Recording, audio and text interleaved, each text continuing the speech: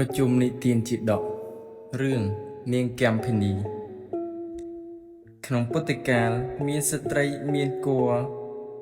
នៅក្នុងក្រុងរាជក្រឹសថ្ងៃមួយនាងមានបំណងចង់ផឹកប្រេងល្ងបានយកគ្រាប់ល្ងទៅលាងទឹកហើយហាលថ្ងៃដើម្បីបុកចិញ្ច្រាំកំទេចកាលនោះព្រះសម្ពុទ្ធបរមគ្រូទ្រង់គង់នៅក្នុងវត្តចេតពុននាក្រុងសាវត្ថីបានប្រមើលមើលឧបនិស្ស័យរបស់សត្វទ្រង់ជ្រាបថានាងកម្ភិនីនឹងធ្វើមរណកាលក្នុងថ្ងៃស្អែកនេះហើយធ្លាក់ទៅកើតក្នុងនរកភូមិឈ្មោះអវជ័យប៉ុន្តែបើបានឃើញតថាគត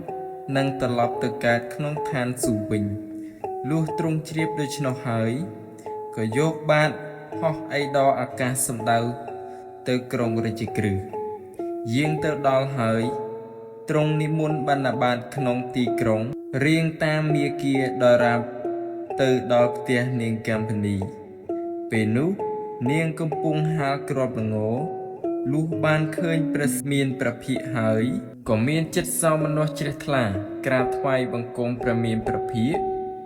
ទើបគិតថាអាត្មាអញបានយកវត្ថុអ្វីគួរសមនឹងថ្វាយព្រះសម្ពុទ្ធមានតែគ្រាប់ល្ងប៉ុណ្ណោះក្រៅពីគ្រាប់ល្ងនេះចេញគ្មានឡើយគិតដូច្នេះហើយក៏កាបគ្រាប់ល្ងពីរកំប៉ុងយកទៅដាក់បាតព្រះសម្មាសម្ពុទ្ធព្រះសម្ពុទ្ធទ្រង់ទទួលធ្វើអនុមោទនាហើយនិមន្តហួសទៅលុះស្អែកឡើង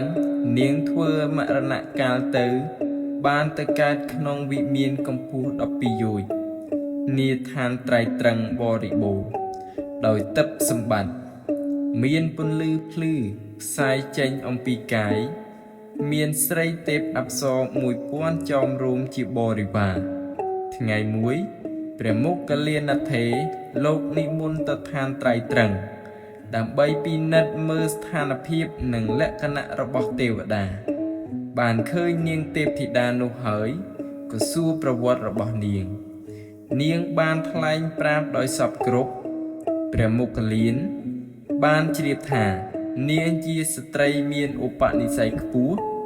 ទើបសម្ដែងអំពីអរិយសច្ចធម៌ឲ្យនាងស្ដាប់លុះសម្ដែងចប់នាងទេពធីតាព្រមទាំងបរិវារ1000ក៏បានសម្រេចដល់សោតាបតិផលព្រះមុគលានក៏និមន្តត្រឡប់មកមនុស្សលោកវិញទៅថ្វាយបង្គំព្រះសម្ពុទ្ធដំណើររឿងរ៉ាវរបស់នាងទេពធីតានោះថ្វាយព្រះសណ្ដាប់ព្រះសម្ពុទ្ធទ្រង់ត្រាស់ថាមនាលមុគលានអ្នកមានឫទ្ធិរឿងនេះ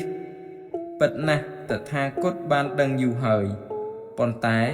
គ្មានអ្នកណាជាសាក្សីបានជាតថាគតមិនសម្ដែងប្រាប់ដល់អ្នកទាំងឡាយលុះមានពុទ្ធដីកាដូច្នេះហើយទ្រង់សម្ដែងសរសើរអំពីអានិសង្សរបស់ទាននិងភយោភាពតទៅ